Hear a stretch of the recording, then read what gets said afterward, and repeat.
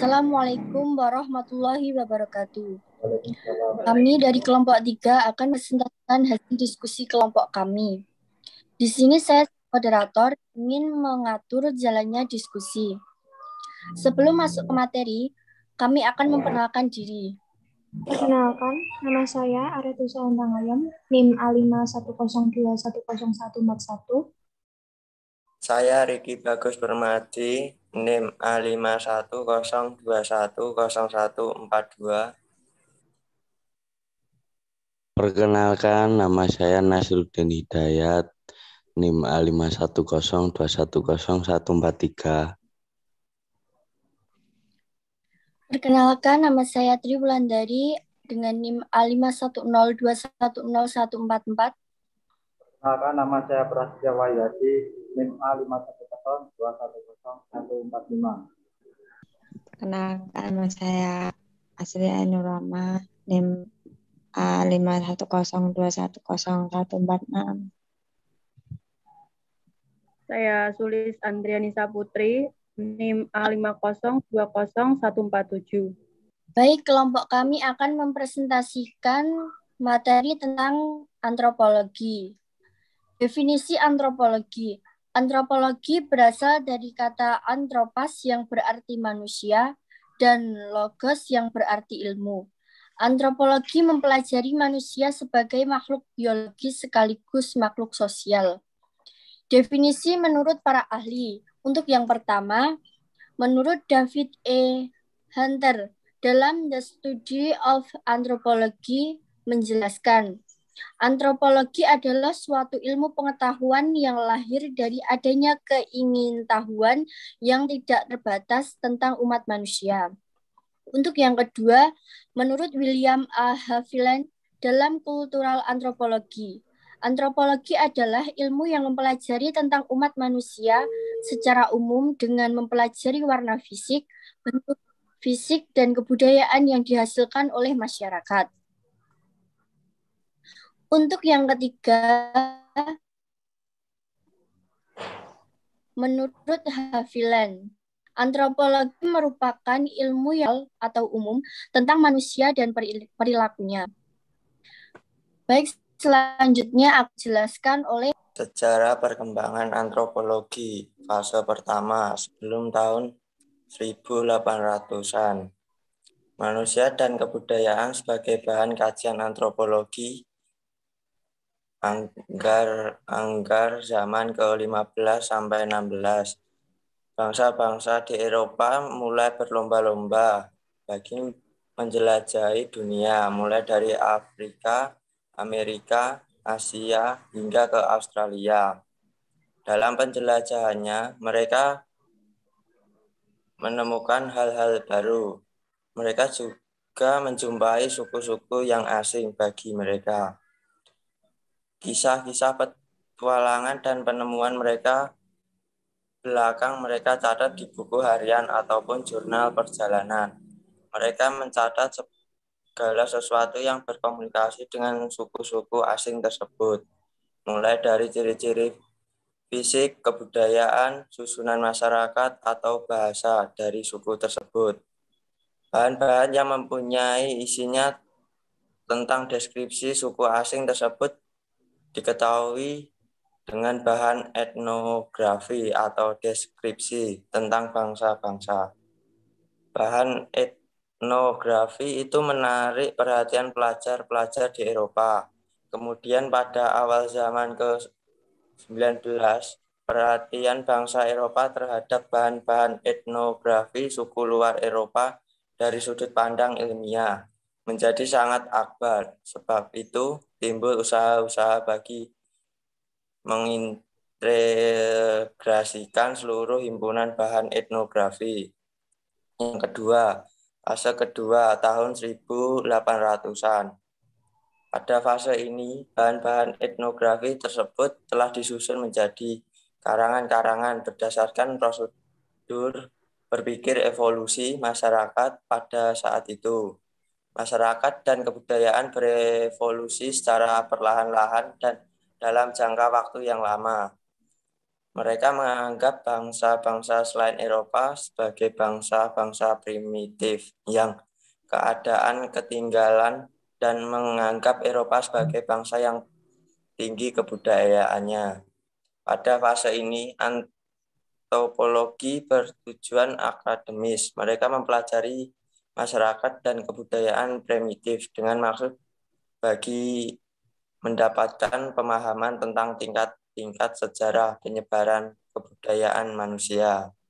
Abad ke-20 dikenal juga dengan abad keemasan bangsa-bangsa Eropa. Hal ini disebabkan karena mereka telah berhasil memperoleh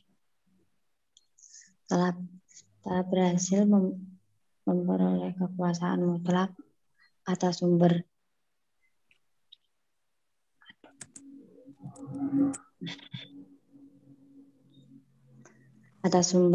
SDA di wilayah Eropa. Tujuan bangsa Eropa dalam mempelajari bangsa-bangsa jajahan adalah memahami karakteristik masyarakat, adat istiadat, dan tradisinya. Setelah mereka mempelajarinya, maka akan lebih mudah bagi mereka untuk menanamkan ideologi atau nilai-nilai yang dimiliki bangsa Eropa di bidang kebudayaan maupun akses kekuasaan dari negara jajahan. Fase ketiga ini menegaskan bahwa antropologi digunakan sebagai upaya untuk mempelajari masyarakat dan kebudayaan suku bangsa di luar Eropa untuk kepentingan penjajahan. Fase keempat, tahun 1930-an, hal tersebut diperkaya dengan banyaknya bahan penelitian yang bersumber dari catatan suku bangsa terjajah. Catatan tersebut telah tersebar hampir di seluruh benua selain Eropa. Dalam fase ini, antropologi sedang mengalami perubahan dunia yang cukup berarti akibat dua hal. Pertama, meluasnya sikap anti-kolonialisme setelah Perang Dunia II. Sikap ini bermula dari ulah bangsa sendiri memperebutkan daerah dan negeri jajahan agar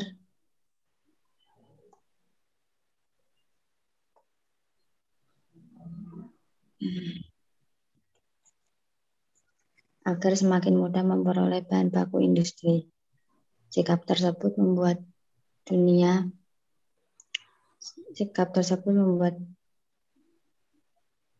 dunia masuk ke fase kritis.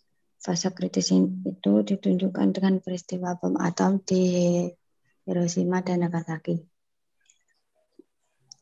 Akibat dari perubahan orientasi tersebut, maka tujuan antropologi diterapkan ke dalam tiga hal.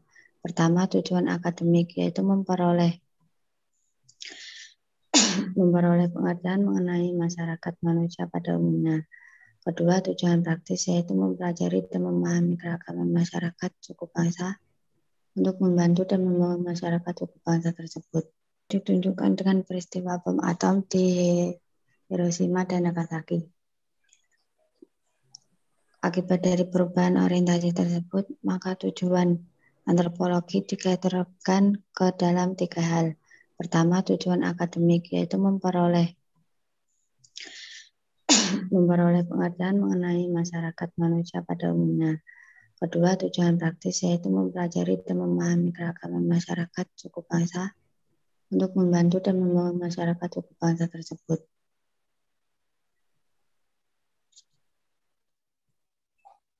Hubungan dengan ilmu sosial lainnya. 1. Hubungan antropologi dengan sosial. Hubungan antropologi dengan ilmu sosial.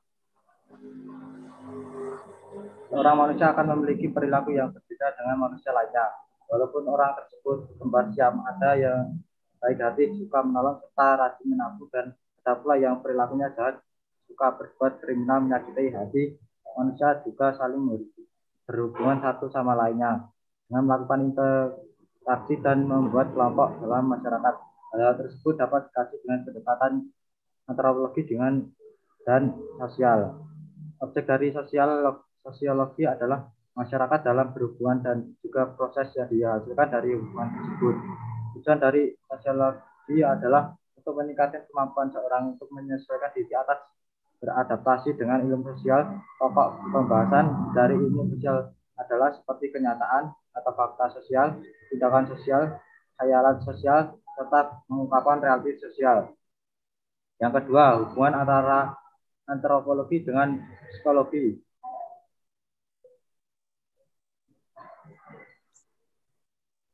Hubungan antara antropologi dan psikologi, karena psikologi mempelajari tentang jiwa, yaitu jiwa manusia. Seorang psikologi tentu harus tahu terlebih dahulu mengenai manusia itu sendiri.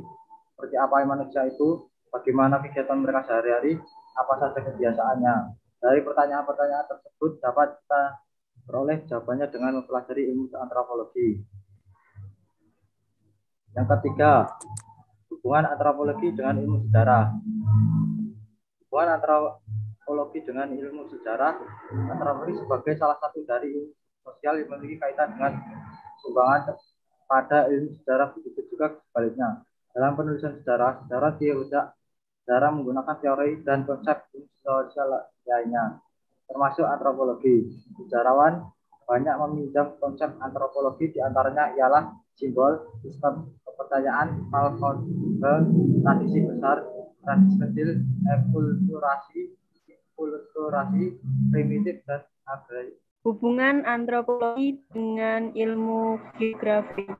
Geografi adalah salah satu cabang pengetahuan yang membahas tentang bumi beserta isinya. Seperti fauna, iklim, dan sebagainya. Karena salah satu objek kajian geografi adalah manusia, maka tidak dapat terpungkiri lagi bahwa geografi membutuhkan antropologi dalam kajiannya. Hal ini disebabkan karena antropologi mempelajari tentang geografi juga berlaku sebagai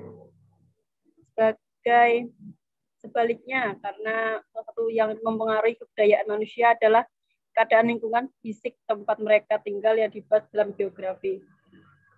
Yang kelima yaitu hubungan antropologi dengan ilmu ekonomi.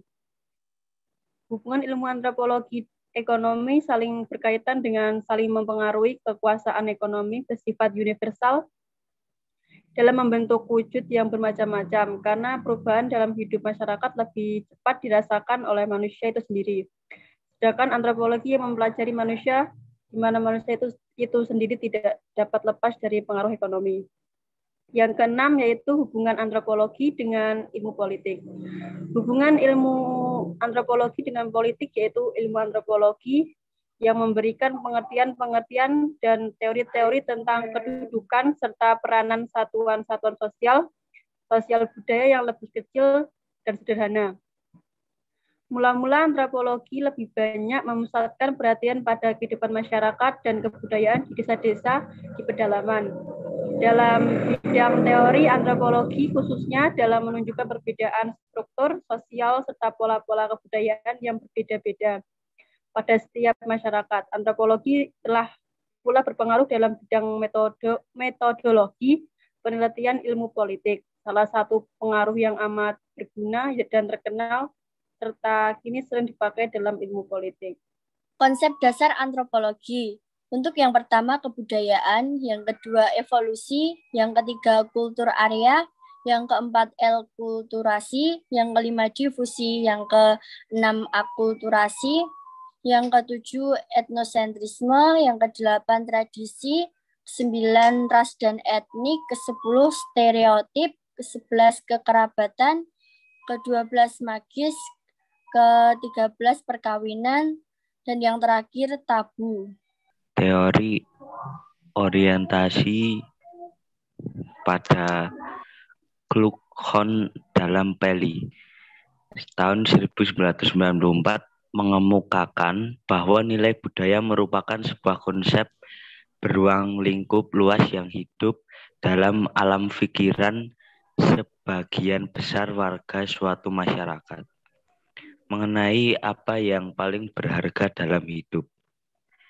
Rangkaian konsep itu satu sama lain saling berkaitan dan merupakan sebuah sistem nilai-nilai budaya. Secara fungsional, sistem nilai ini mendorong individu untuk berperilaku seperti apa yang ditentukan, Mereka percaya bahwa apa yang ditentukan, bahwa hanya dengan berperilaku seperti itu mereka akan berhasil. Yang kedua, teori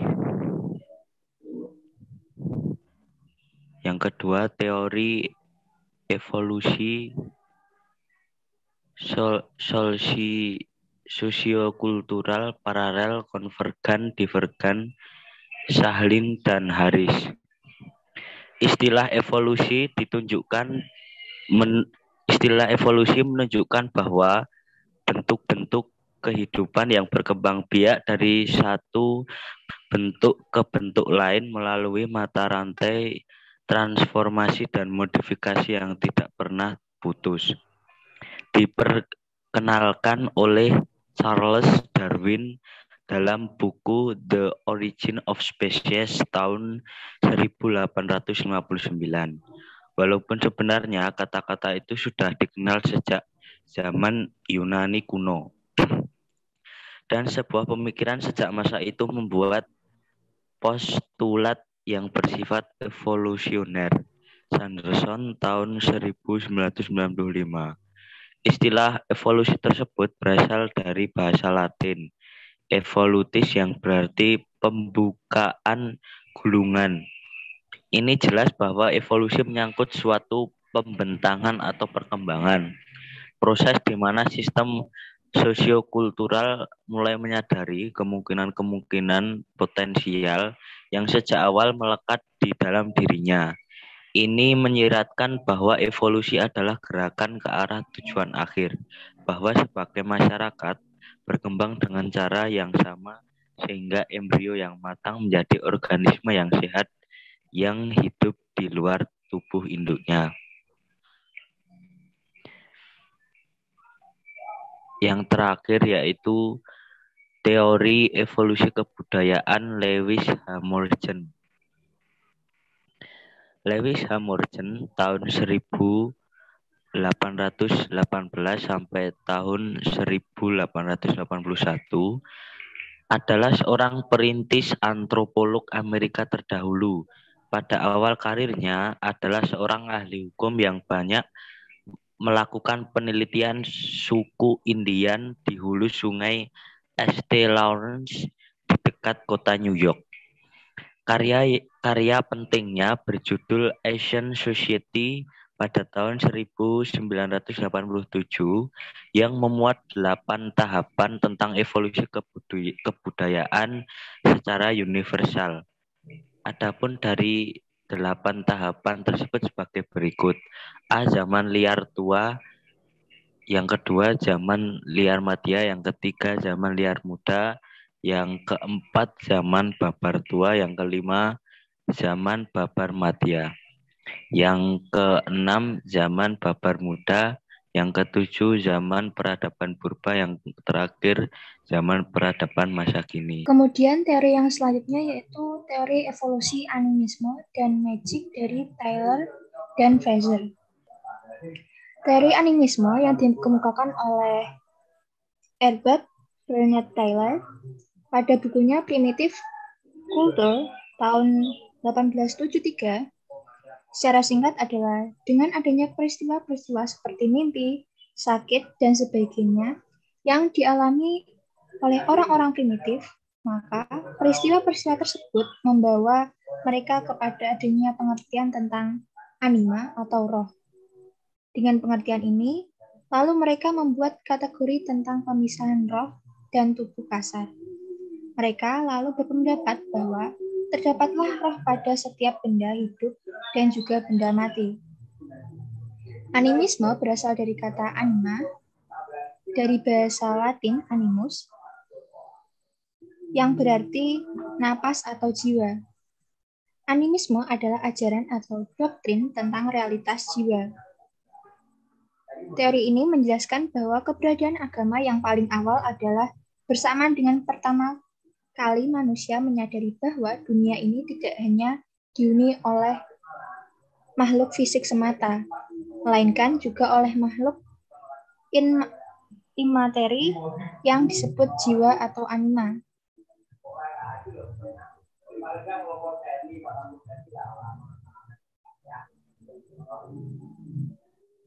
Teori ini juga menjelaskan kenapa benda-benda atau pernak-pernik yang disakralkan atau yang dinamakan fetish atau jimat begitu penting bagi masyarakat primitif. Masyarakat ini bukanlah penyembah berhala, melainkan menyembah anima yang ada di dalamnya. Roh yang memberikan kekuatan dan kehidupan kayu, tongkat, atau substansi tersebut.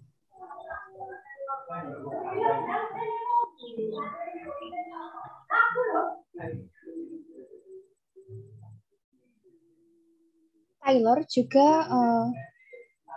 menyebutkan bahwa teori animisme timbul atas dua hal. Yang pertama, adanya dua hal yang tampak, yakni hidup dan mati.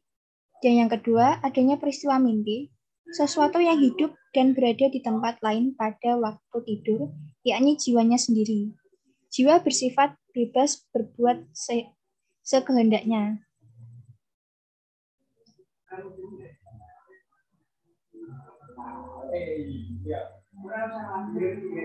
Animisme dapat diartikan sebagai kepercayaan manusia pada roh leluhur.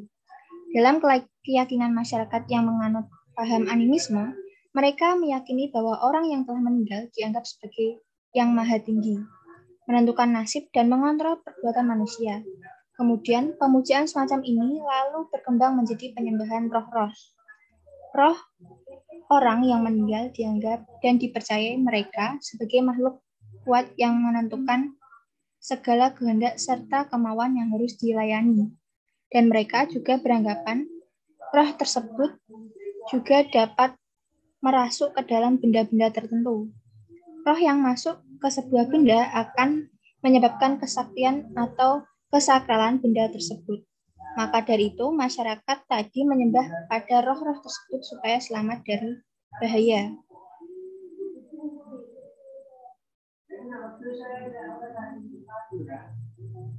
Teori magis.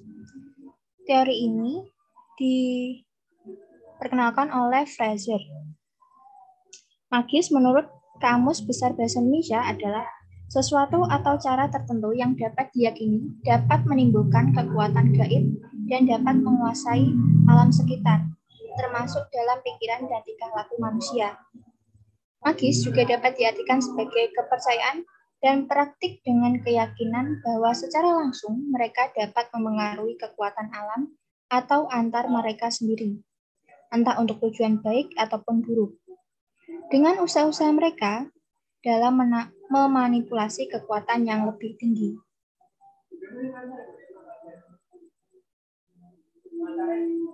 J.G. Fraser mendefinisikan magis sebagai bentuk ketidakmampuan manusia menghadapi alam semesta yang dilampiaskan melalui berbagai cara untuk memahami dan mengubah kondisi alam agar berjalan sesuai keinginannya.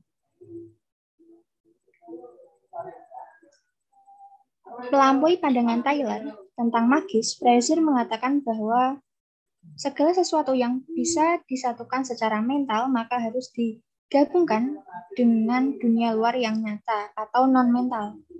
Hubungan ini didasarkan pada dua tipe. Pertama, imitatif, menghubungkan dua magis yang prinsipnya sama. Dan kedua, penularan, yaitu menghubungkan dua magis dengan alasan keterikatan. Terakhir, teori upacara sesaji yang dikemukakan oleh Smith. Pada dasarnya, upacara sesaji itu di mana manusia menyajikan sebagian dari seekor binatang, terutama darahnya kepada dewa, kemudian memakan sendiri sisa daging dan darahnya. Hakikatnya sama sebagai suatu aktivitas untuk mendorong rasa solidaritas dengan para dewa. Dalam hal itu, dewa atau para dewa dipandang juga sebagai warga komunitas. Walaupun sebagai warga yang istimewa, itulah sebabnya dalam upacara sesaji bukan hanya kehikmatan yang dicari, melainkan juga kemeriahan dan kekeramatan. Seperti itulah penjelasan mengenai teori-teori antropologi. Saya kembalikan ke moderator. Baik, terima kasih. Demikian presentasi dari kelompok kami. Ada kurang lebihnya mohon maaf. Akhirul kalam, wassalamualaikum warahmatullahi wabarakatuh. Waalaikumsalam warahmatullahi wabarakatuh.